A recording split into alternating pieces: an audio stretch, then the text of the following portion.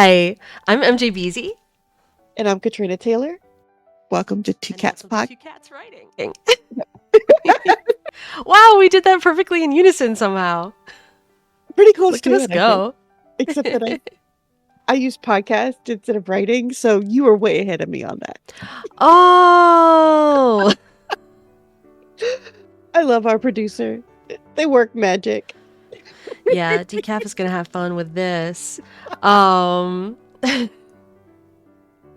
Anyway, we're here to this episode. We're here to talk about keeping things consistent in world building and stuff like that, right? That's our plan for today.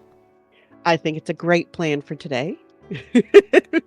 And yeah, and there's a difference between, we're going to talk about the differences between, obviously, those of us who are writing series that are long and intricate, because that's pretty much all I write, and those who are not.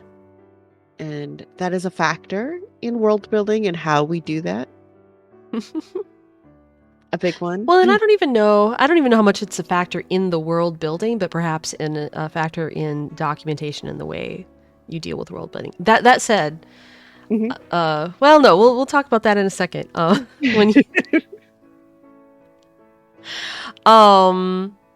So yeah, Catrina, why don't you go first? Okay.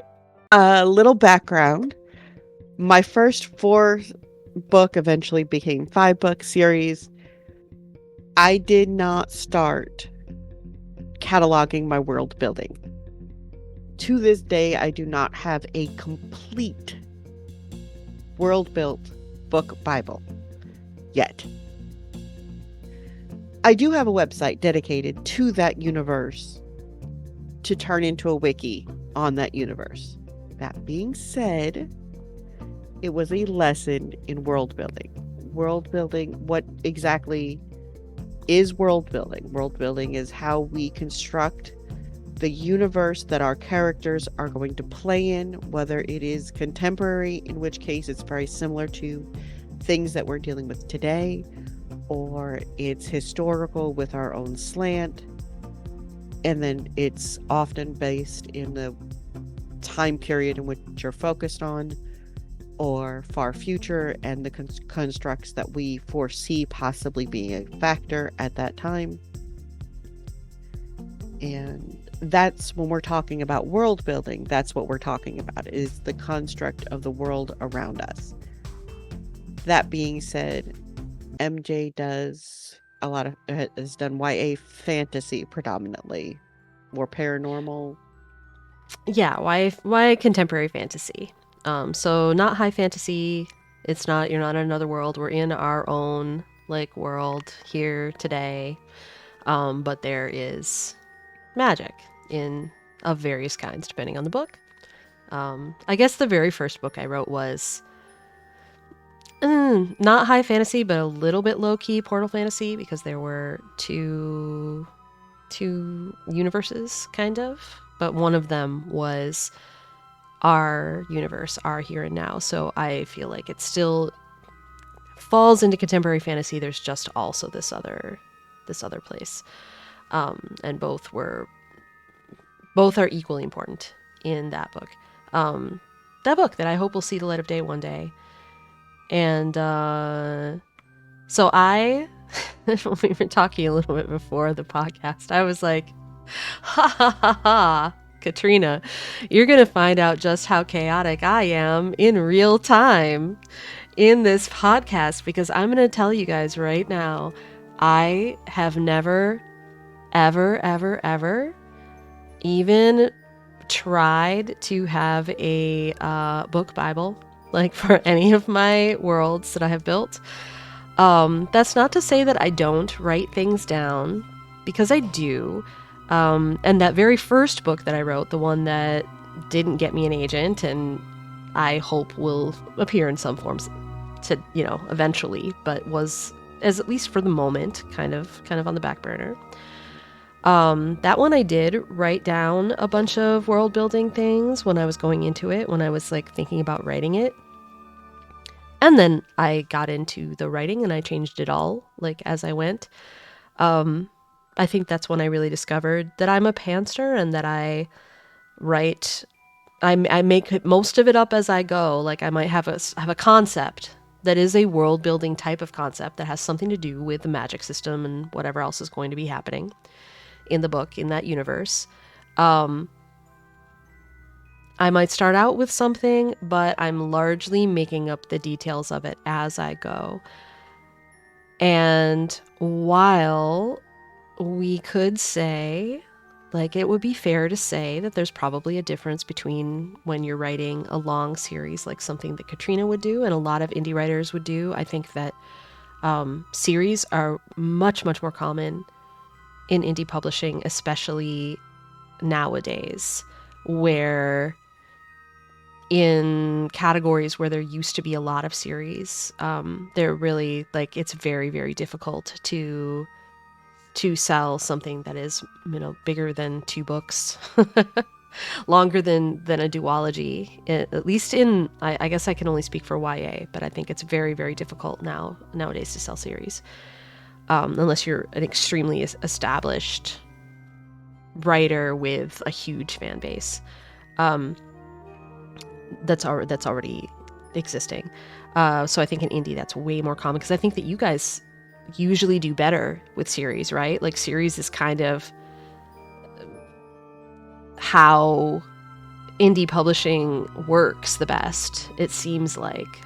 You can correct me, you know, if I'm wrong I about know a that, but lot of people who do a lot of standalones, and they standalones. do okay with their standalones, Mhm. but these are people who generally have a lot of uh, money to put into the marketing. Mhm. They have a lot of time to invest in the marketing. And that's what they're most comfortable with. So they can produce a backlist pretty quick so that then when a person is done with one book, while it's not a series, they will go look for another book. And I have Mhm. seen that. Like I'm at the library now where I have 3 regular patrons that come in looking for specific authors. I have one that has actually gone so far as to print out all of the names of every title by a specific author. And if it's not on our shelves, she orders it in from another library so that she can still read this author. Mhm. And so That's that just, amazing. yeah, it is. Yeah. And I think it's great when authors can do this. And this particular author, she's a higher mid list author, but she's still a mid Mhm. list author. Mhm. And absolutely has people who just love their work. And that just kind of reinforces to me That's why I like nice. my series. But also, I don't know how to write small stories. I um tried. I mean, I can write so shorter versions. So, like, I can write 20,000 words, but that 20,000 words, instead of being, part of a 4-book series, is now uh, like a 16 an book series or something. right. Which is in the making for one So, of my series. Like back when we right. first recorded, I talked about my Protector series. And yes, that one as of right now is looking at 3 essentially episodic type seasons. And those would be about 5 to 6 books a piece. So we're talking, 15 Well, books, I good think. thing you're an indie. Yeah, I couldn't imagine. um, And I have seriously thought since we started doing this podcast about trying to consider how I would possibly go about the process of going hybrid. But exactly what you just yeah. pointed out, they won't buy my series. And I am Well, not maybe when one you to have be that great capable. standalone idea, that'll be the time. Uh, You saying that's never gonna happen? You don't I know, have Katrina. You don't know. well, I actually do have one standalone Mm-hmm. concept. Mm-hmm. And is the only standalone concept that I've got. But every time I talk about it, it literally makes the hair on my arm stand up. So that's the one. Maybe that's the Uh, one. That's your hybrid. Maybe that's your hybrid book. oh, Um, maybe, but I struggle to write it because I You're have already things. writing 10 series. Yeah, that probably has something to do with it. It's a story concept that I've had around for a lot of years, and I think it would be so much fun. And it it it is it deals with it's still science fiction, but we're talking it's temporal science fiction, Mm. and it is the only story that I've had in my head that would be a standalone that I think I would be capable of writing, but at the same time, like, I like earning a living, finishing the stories before my readers come after me like, excuse me, ma'am," which I have had happen before. Uh, "Could you finish uh, this book? I'd like to read it now." Oh, um, so, I was about to, what I was getting around to was that, you could argue that there's, an inherent difference there where you have world building that has to, last over a long series, and you have so many details to keep track of. mhm, And, however, I have heard so many traditionally published authors who write mostly, standalones and duologies, which is mostly what we can mhm, get, especially in YA these days. Uh, Talk about how you have to have your book Bible, and I mhm, have never had that. I do just I write things down in sort of a chaotic manner. Like, usually there's a long document somewhere that has me writing down a thing, and then a little bit later in the document, there's like all caps, like, no, wait, wait, wait, wait. What if this is the thing? And it's like the evolution, like the document kind of like over time sort of shows the evolution of my ideas, for the world mhm, building. And I might write down like little complex bits of it, but mostly I just keep it in my head. And I don't know if this is a good way to go about things or not, but it is the way that my brain works. And as a pantster, obviously, part of my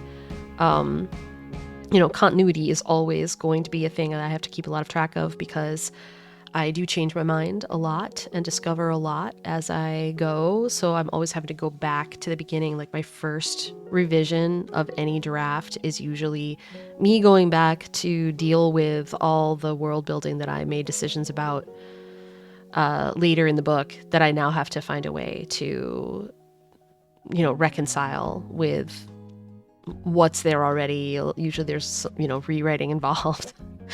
um, or a lot of times those like little new inspirations of world building come out of something that I actually did do earlier in the book that I didn't realize could be as significant as it is. And then I'm like, wait a minute, wait a minute, wait a minute. I already figured out the solution for this. unplanned foreshadowing, it's great. I already know how to deal with this because I put this thing back here. Oh my God. I'm brilliant. Like, that's, I'm so smart.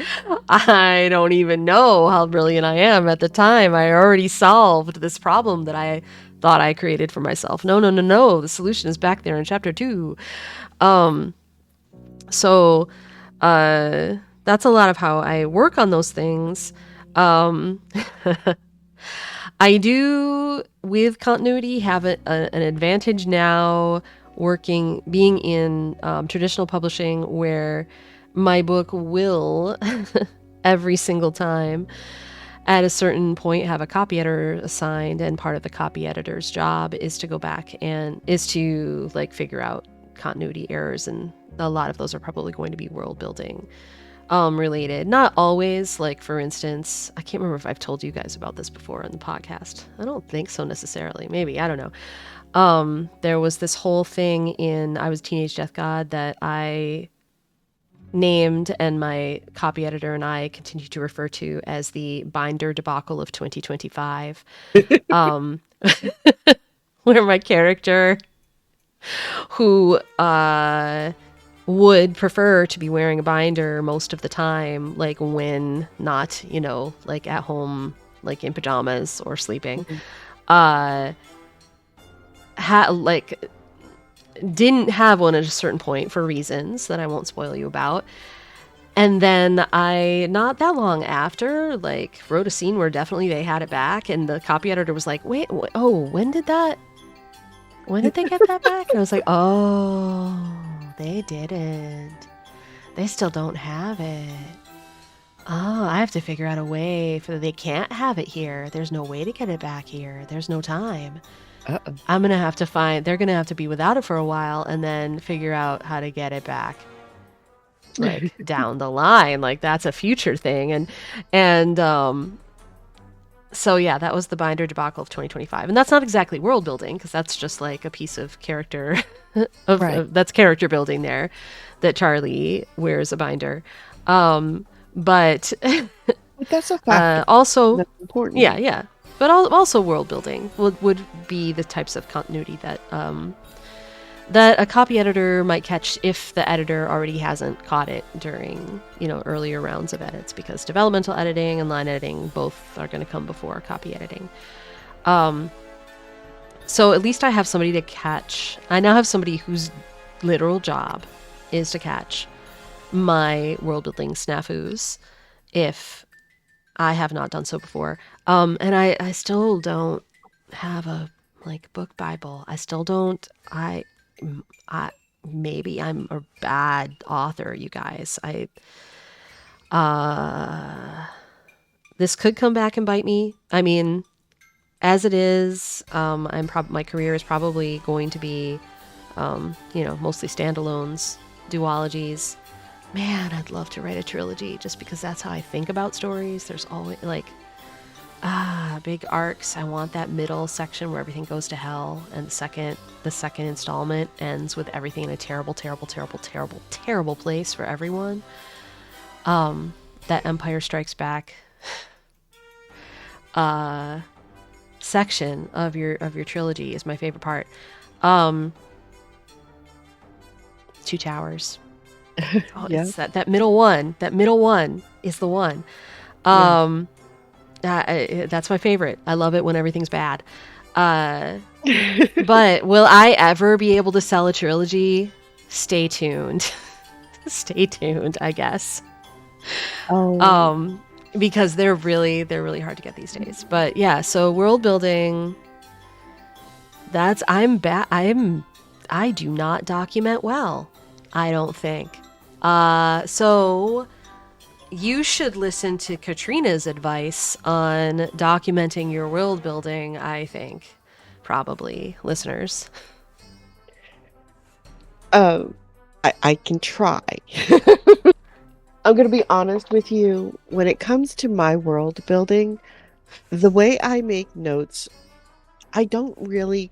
I have a protectors note running notepad. Basically, it's on Drive, and I should have one for Xerox too. But I got inspired by the Star Trek wiki, and that's what I want to do for Xerox. I want to open up Xerox for other writers to write in that world, but that would require a wiki so everybody would know where the world building is. Right. And so that's been an ongoing years long process for me. But the I way cannot even imagine putting together a wiki. Oh my god. I will need a team of friends that have read it, and thankfully I have them. As far as we're going to start with point that is in common. As far as keeping my stories consistent, I have one editor that has read every single one of my books in each series. I stopped changing editors after the first book because I had found, the whole term too many chefs in the kitchen. Mm-hmm. So I had two editors by the third book, and that's who I stuck with.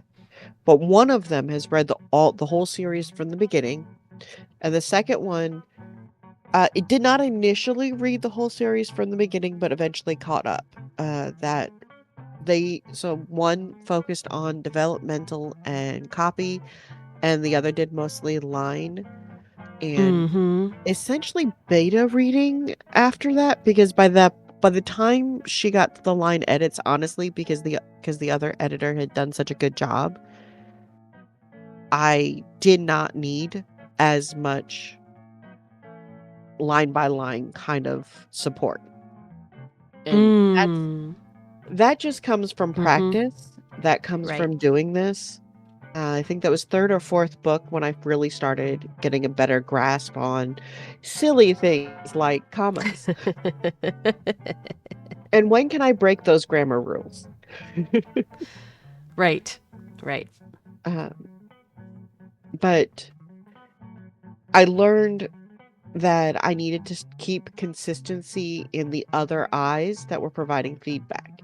And I don't care if you're an indie or if you're traditional, you need somebody else to read the book to help you catch those consistency errors, or you need to be willing not to release your book right away. If you're going to go full indie, write the whole series, then go back and edit or go back and revise, because by then you're not looking at it with the eyes of the author, you're looking at it with the eyes of an editor, because you've given yourself enough distance from it. And then get it to an editor if you're still brand new at this. And if you're not brand new at this, get it to a team of beta readers, because they're going to catch consistency errors that will be there if you don't. We're going to make mistakes, all of us. Now, I keep notes on all the most important pieces. So, for example, on my Protector series, they deal with Stargate-esque portals. Planet traversing wormholes from point A to point B. They have the concept of ships. They even understand how to build something that can travel through at warp. But they don't, because they have this other network. Now, in Xerox, we do faster than light travel. We do specifically warp bubbles. I have the mechanics as they apply to that universe, and I have those noted down because I need to know that when I'm writing other books. Is it an organized note? It's in a notebook. It's not even online properly. Is it organized? No. Do I find myself having to go back for hours sometimes, flipping through pages, trying to find this one issue, and then still find myself going, all right, I can't find it, write it the way I see it right now, and then I send it to the same editor and I beg him to give me feedback, at which point, this is one of the most, I don't think they have the most passive way of dealing with most conflict. Like they're the kind of person who will sit there and reason with you all the way through something. But when it comes to the books and when it comes to making something right, he doesn't give me any room.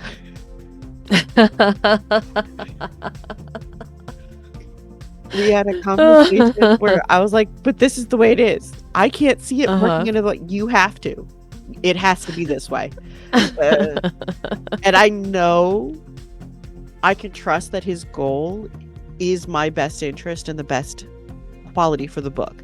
This is an important trust factor that you have to have in your career as a creative and as an author. So while it would be great if you have a book Bible digitally compiled for your editor, if you don't, have an editor that's going to work with you from the very beginning for a full series if you're writing a series.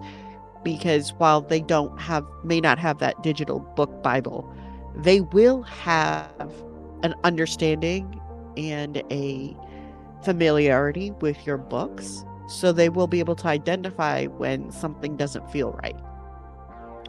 And when they put their foot down, trust them. I just saw, where was it? I feel like it was, you just reminded me of, I think it was a friend's newsletter. I think it was another author's newsletter that I got like not long ago, and I'll track it down so that we can link it, so that I'm not just like, plagiarizing my friend's newsletter without without any what's credit or whatever. Yeah. Uh-huh. I feel like the title of the newsletter was something like "The editor is always right" or something like that. Like the editor is usually right.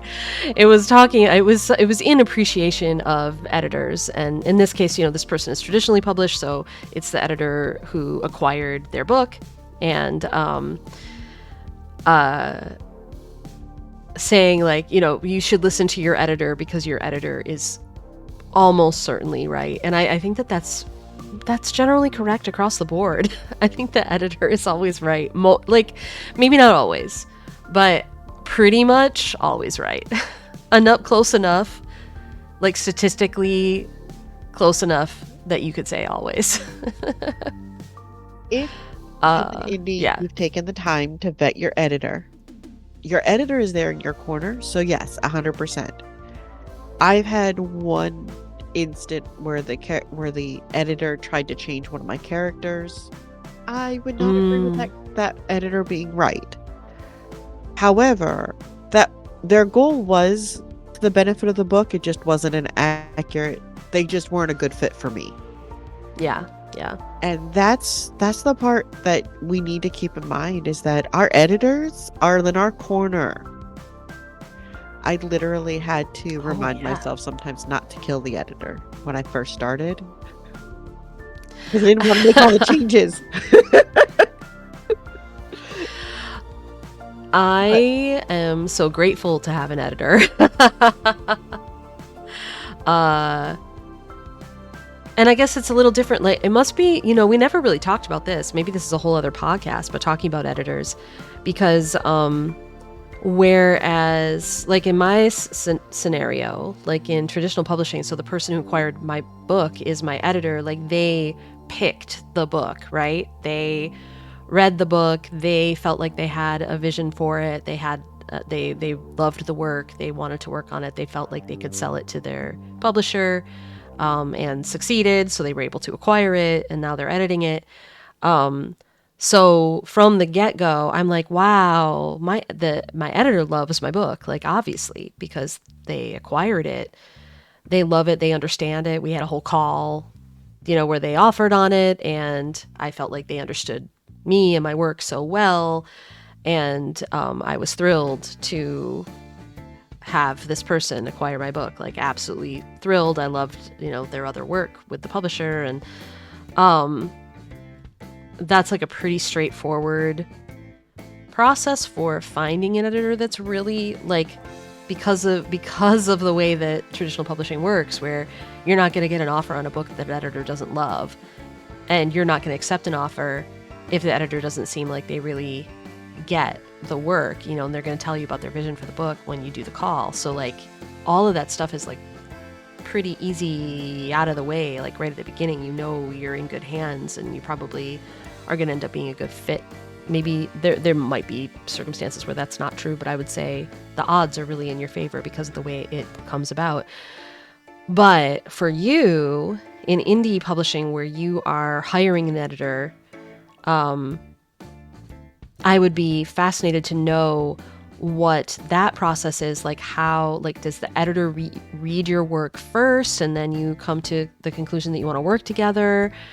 Or do you hire somebody that's recommended by somebody else? Like, how did you end up finding like editors that were the right fit?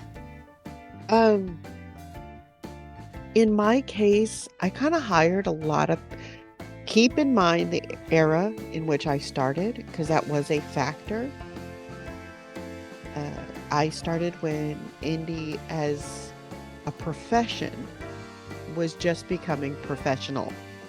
And so the industry was forming around me, and you had a real low flat rate to get your editors hired. And so I would hire them to work on the book, and I gave them a flat rate, uh, which I today I would still prefer to work flat rate, but that's just because I'm very budget conscious, Mm-hmm. and it's easier to plan when you know a number. And the Right. editors that I still work with today will work with me that way. Although my favorite editor has gone on to become like a vested partner in my books and everything, and that's a whole nother thing. Mm.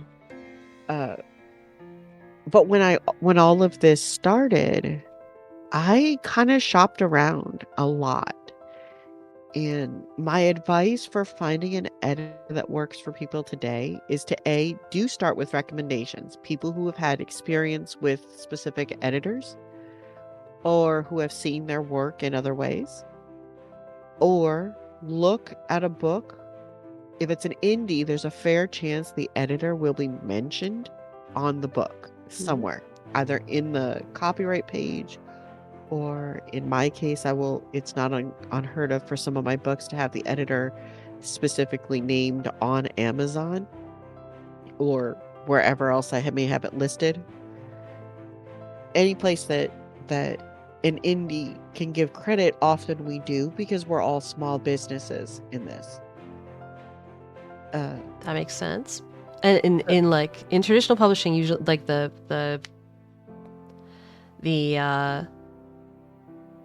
main editor is obviously credited. But other editor, like the copy editor, probably isn't credited specifically in the book that I recall. I don't want to say like that for sure, but I feel like there's a lot of people who work on the book whose names aren't on it. Um, but that's that's the publisher's, that's their realm, not mine. mhm. But my editors, like my acquiring editor, their name is definitely on the book.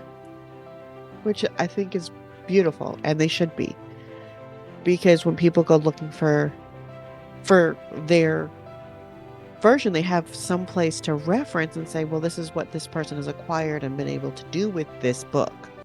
And I Right. like that. Actually, I'm going to double check. I'm going to double check. I know when it comes to doing this on your own, you don't want a different editor for every single book. Ideally, you want an editor that you can trust, Hmm. an editor who's used to working with you. And that doesn't mean you only want one editor, but you need at least one editor that you can work with consistently. And when you Oh, do hire other editors, make sure that they're focused on the different parts of the editing than what other people are doing. Because just like the author, the editor can get drawn into the project and the editor can miss things that they think they caught. So don't, I also. Oh, I was just going to say, so don't write off if you do hire an editor and they miss something. There's a fair chance they were focused on something else at the time. I just want to really quickly retract my previous statement. No, my editor's name is not on the book. It's me, obviously. The publisher, the designer, and the cover illustrator. Those are listed like on the inner front flap thing, like the page where like the copyright information is. Okay. Um, I thank my editor in the acknowledgments, so their name is in the book. But I was incorrect. I was incorrect. The acquiring editor's name is not on the book. And wait, let me make sure that's true over here. Yep, nope. Cover design and cover illustration and page tree publishing. Um, so I was wrong. I think I worked so long doing in like I was mainly a reviewer, though I did do some editing in the manga industry, like the North American what's the word I'm looking for, localization of Japanese comics, and there usually everybody is credited. So I assumed, but no, that said, it is pretty easy to find out who editors are, at least who our acquiring editors are, at if you find the book announcement. If you find a like for traditional publishing, if you find like the Publishers Weekly announcement or wherever they announced when the book got sold, it will say who acquired it. That said, sometimes that person doesn't end up actually editing the book. I've had friends who had more than once had their books acquired by an editor who then left the publisher for one reason or another before the book was actually getting edited and somebody else was assigned as the editor. So like it's not a given necessarily that the acquiring editor is going to be the editor of the book, but it is mostly the case that that's a person doing developmental edits, basically developmental edits and line edits. The copy editor is probably a different person. It's almost certainly a different person. The proofreader is a different person. Like there's other people involved, but anyway, I just wanted to correct that before the YouTube comments started filling up from people in traditional publishing going, MJ is full of crap. MJ doesn't know what they're talking about. MJ, you're right. I assumed a thing. I had it in my head, but I was wrong. I was wrong. Being brand new. I literally have only had one book that's hasn't even been released. The only reason I even have, they sent me an early copy. The only reason I even have like the full everything is I have one copy that they sent me early on, which I am thrilled to own. And plus I have the ARCs, but and I think the ARCs have mostly the same inner material. They just don't have the same jacket. Yeah, they should be identical otherwise. Yeah. As I understand it, obviously. I mean, except for things that get the ARC, the things that will be different in the ARC is the ARC is pre-proof. So it's an unproofed book. So the proofreading stage happens after that. So there are changes in the officially released book from the ARC, but that should be it. And there are minimal like usually the author doesn't get to make any changes at that point. I think that there are rare circumstances where that can happen, but mainly it's just a proofreader. So getting back to world building, because world building. Oh right, haha. Getting back to the world building, you want to make sure that in keeping everything consistent includes keeping notes about any significant changes. If you're a magic writer, a writer in fantasy, you're dealing with paranormal, and perhaps you've got vampire subclasses, or you're dealing with different types of ghosts or different kinds of necromancers. You want to identify those somewhere for your own reference. Ideally, you'll have that available to your editor when the time comes, and your editor will be able to use that to make sure you're being consistent from the start. If you don't have that and you have an editor that's working with you from the beginning, take the time to discuss it with them. When they hit a point, make sure you're available to discuss and answer questions in case they need to be clarified on, did this thing change along the way? But for your own sake, keep a running note, keep a tablet, a journal, a notebook, even if it means being lost in it for half an hour trying to find something. It's worth having. It'll stay present in mind, and it'll help to make, at least for series, a whole lot easier to stay consistent and not have to go back and reread your own book while you're writing the next 2 or 3 or 4. And those are the things that I have found to be most helpful. And I do not understand the concept of the standalone thing very well. What I'm actually I have so many standalone ideas, but also I've been encouraged to develop standalone ideas because I am in traditional publishing and that's mostly what you can sell. So I have a whole page full of standalone ideas that I like kind of go back to every time I'm looking to work on a project, and some of them end up being for novels and some for short stories or novellas. And anyway, folks, why don't you tell us in the comments, tell us about your book Bibles, the thing that MJ does not have. Tell us about them and how you developed them, and we'll be dying to read those. All the advice can go both ways, guys, and we're grateful when it does. Mm-hmm.